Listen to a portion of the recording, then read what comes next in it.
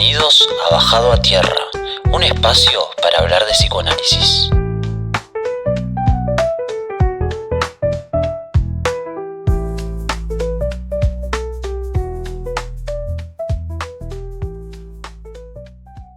Vamos a comenzar esta parte 2. Iba a ser muy extenso para que esté todo en uno. Ya hablamos de la apariencia, de lo que es el autoestima, ¿no?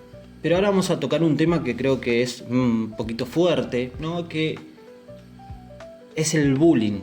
Porque el bullying es una de las heridas más profundas que atraviesa Yu Kyung en Belleza Verdadera.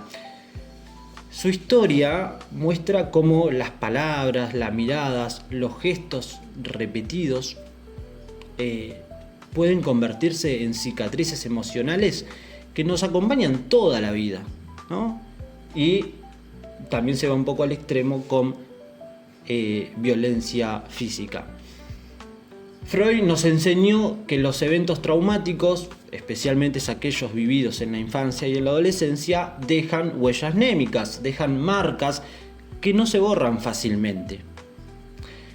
Yu Kyung experimenta esto de forma muy cruda, porque su rechazo por parte de sus compañeros no es un evento aislado, es constante.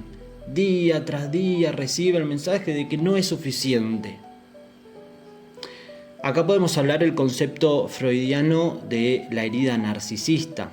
Cuando alguien te ataca en un aspecto tan íntimo como tu apariencia, esa herida va directo a tu narcisismo, a ese amor propio básico que todos necesitamos para sentirnos seguros en nuestro entorno, en el mundo, ¿no? Cada vez que se ríen de ella, cada insulto que escucha refuerza esa idea de que algo está mal conmigo. Desde Lacan esto se articula con la relación del gran otro, ¿no? El gran otro, que en este caso van a ser los compañeros de clase, la sociedad, no solo refleja quién sos vos, sino que también define si encajas o no en sus parámetros. Para la protagonista, para Yu Kyung, el gran otro siempre la devuelve como la fea, la que no merece un lugar. Y esto la aísla, la aliena y refuerza ese sentimiento de soledad, ¿no? Y Lacan aporta algo que creo importante para entender lo que es el bullying. Y es el goce. Cuando alguien ejerce el bullying, lo hace, podríamos decir que no solo para imponer ese poder, sino porque hay un goce en humillar al otro. Ese goce no es placentero en el sentido común, surge de imponerle al otro una posición de inferioridad. Para separar lo que es goce y placer, vayan a ver, hice un videito sobre eso en mi Instagram, Sebas Vitriol. Los compañeros de esta chica, de Yu Kyung, gozan ahí al burlarse de ella porque refuerzan su propio lugar de superioridad. Es como si al señalar a alguien como diferente o menos, ellos se sintieran más seguros en su posición dentro del grupo, ¿no? Este goce, aunque creo que es bastante oscuro, ¿no?, es una dinámica que se repite en muchas situaciones de acoso. Pero por otro lado, la protagonista Yu Kyung, este goce se traduce en angustia constante. Lacan decía que el goce del gran otro puede ser invasivo, es decir, cada vez que alguien se ríe de ella o la señala, ese goce del gran otro la invade, ¿no?, y la define. Pero también la reduce a esa apariencia que ella creía, ¿no? Entonces como que se va creando y creciendo ese pensamiento que tenía ella. El impacto del bullying no se limita a ese momento en el que ocurre, ¿no? ¿Por qué? Porque se arrastra, porque se va creando esa huella anémica y afecta esa vida de la persona mucho después. Freud decía de que en las huellas anémicas esa carga es como una carga eléctrica porque se puede desplazar. Incluso después de esta chica cambia de escuela, se transforma con este maquillaje, ¿no? O sea, cambia su cara. Pero ese temor no desaparece. Ahí ven cómo la huella anémica sigue desplazando, desprendiendo displacer, ¿no? ¿Por qué? Porque el trauma no es algo que se borra al cambiar de contexto. Freud nos hablaría de algo que escucharon seguramente, el retorno de lo reprimido. Aunque Yu Kyung intenta esconder ese pasado y con el maquillaje construir una nueva identidad, las experiencias de rechazo vuelven y vuelven y vuelven y vuelven. Tanto en sus pesadillas como en su inseguridad. Cada vez que alguien se acerca demasiado a ella, siente el miedo de ser descubierta y volver a ese trauma inicial, de ser rechazada nuevamente, ¿no? Lacan creo que podría ampliarlo a con el concepto de la mirada del gran otro, ¿no? Aunque Yu Kyung cambió su apariencia, sigue sintiéndose atrapada bajo la mirada crítica del gran otro, ¿no? Esa mirada real o imaginaria sigue marcando su identidad y a la vez condiciona esa forma de relacionarse con los demás. Y el bullying no solo afecta a quien lo sufre, sino que también tiene un impacto en quienes están alrededor. Porque la familia de Yu Kyung, aunque la quiere, no siempre es un apoyo efectivo, ¿no? Su madre, en particular, diría que refuerza eso sin querer, tal vez, no sé, los estándares de belleza al insistir en que su hija debe mejorar su apariencia. Es más, trabaja en un salón de belleza. Y esto nos lleva a reflexionar sobre el papel de la familia en la construcción de la autoestima y en la lucha contra el bullying. Por otro lado, los amigos, ¿no?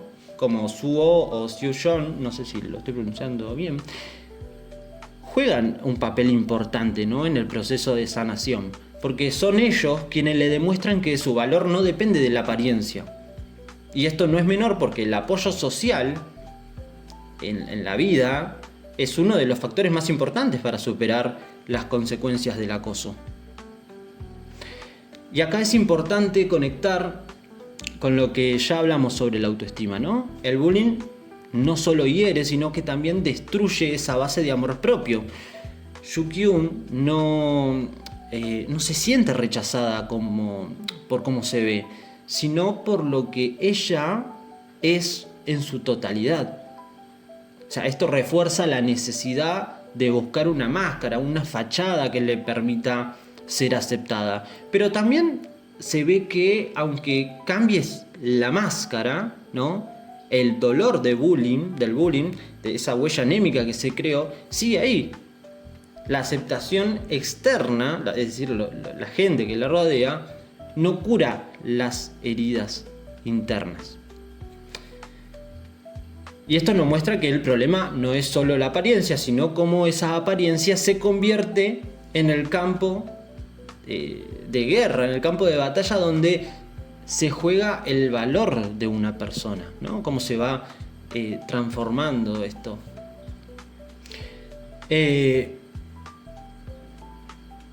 Hay otro tema súper importante en esto, que es el suicidio y la depresión, que son temas bastantes, hoy en día creo que se puede hablar mucho más. Y están muy presentes en esta serie. Y justamente a través de la protagonista también, ¿no? El personaje de esta Yu Kyung y de otros como Suho, que también lidian con sus propias sombras, ¿no? Yo creo que esta serie nos pone frente a una realidad súper dolorosa, como lo son las heridas emocionales, el bullying, la falta de apoyo de la familia, de tus amigos, que pueden llevar a las personas a considerar quitarse la vida, ¿no?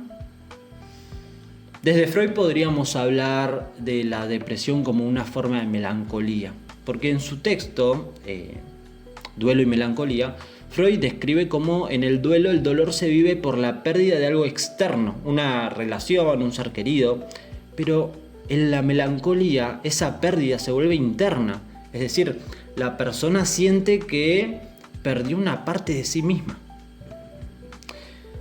En el caso de Yu Kyung, esto se ve, creo que en toda la serie, porque su autoestima destrozada por el bullying, también la constante sensación esa de rechazo, ¿no?, la llevan a recibir ese pensamiento, ¿no?, que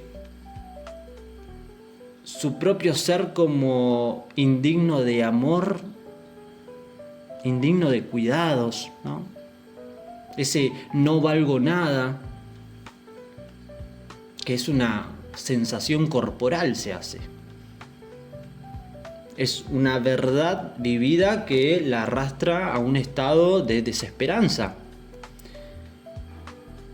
Podríamos decir que para Lacan esta desesperanza podría entenderse como una desconexión del deseo, ¿no? Porque Yu Kyung está alienada bajo la mirada del gran otro y su deseo queda como atrapado en la búsqueda de aceptación. Cuando siente que esa aceptación nunca va a llegar, lo único que queda es el vacío. Y ese vacío, cuando no se puede llenar con otra cosa, puede llevar al acto suicida. En el momento en que Yu Kyung intenta suicidarse, creo que es uno de los más fuertes de la serie, no es simplemente quiero morir, sino no puedo seguir viviendo así. Es una salida emergente para ella, ¿no? Freud planteó que en el acto suicida hay una ambivalencia, ¿no? Porque está el deseo de acabar con el dolor, pero también hay un grito desesperado de ayuda. Lacan creo que lo explicaría desde el registro simbólico, ¿no? Porque el suicidio puede interpretarse como un intento de salir de un sistema simbólico que la persona siente que la excluye. En el caso de Yu Kyung, su exclusión, más allá de ser social, también es subjetiva, ¿no? Porque no encuentra un lugar para ser ella misma en el mundo que la rodea. El suicidio también, en otra perspectiva de la serie, está presente en la vida de Suho, que es el otro protagonista, porque su mejor amigo, que pre a la historia de Yu Kyung, se quita la vida, ¿no? Y esto desencadena su propia lucha con la depresión, porque en Suho vemos un ejemplo claro de cómo la pérdida puede desatar un duelo que nunca se procesa completamente. Es más, lo están hostigando constantemente su mejor amigo y lo culpa de esa muerte. Freud diría que Suho queda como atrapado en ese trabajo de duelo, ¿no? Porque en lugar de superar la pérdida, la internaliza de manera patológica. Y acá esto se convierte en ese, no sé si decirlo dolor, pero es en un peso más, un peso extra que está ligado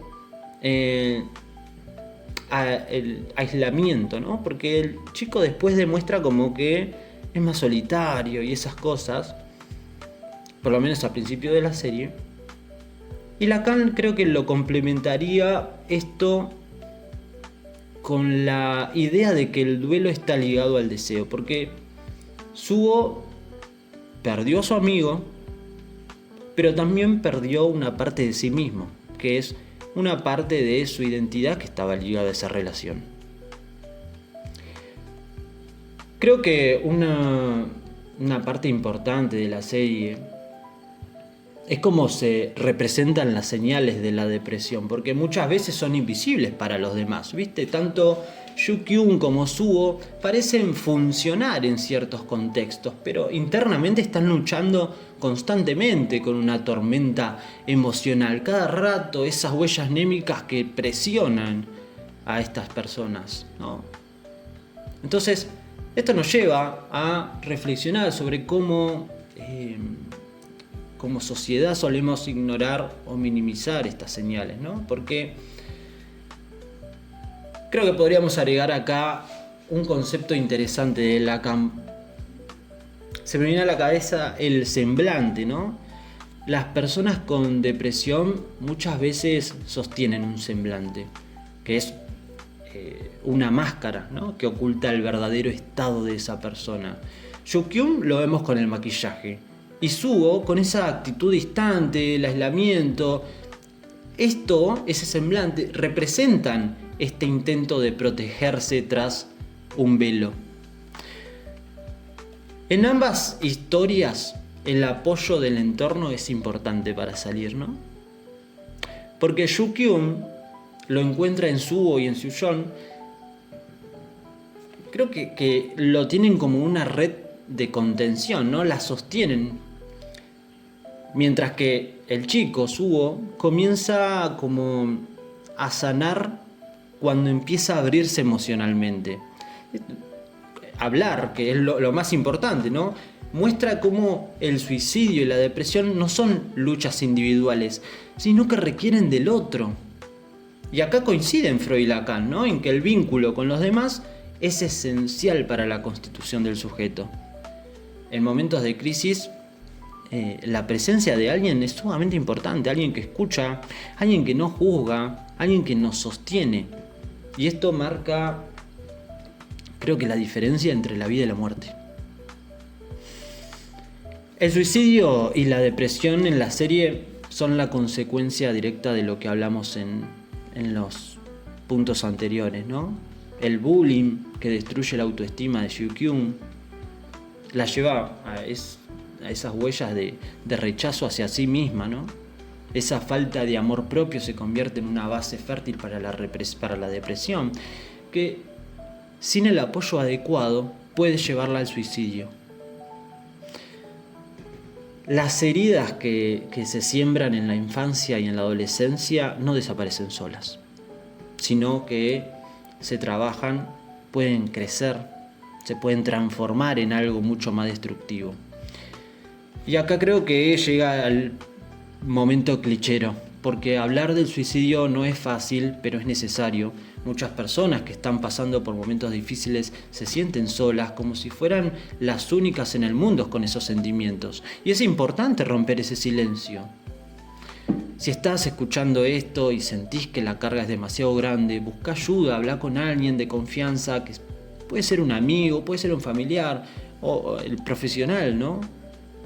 Puede hacer la diferencia. Si conoces a alguien que puede estar luchando, no tengas miedo de acercarte. Preguntá cómo está esa persona, dale un espacio para poder hablar sin prejuicios. Solamente vos sentate y escuchá. Puede salvar vidas. A veces lo que más necesita una persona en crisis es saber que no está sola. Gracias por escuchar. Chau, chau.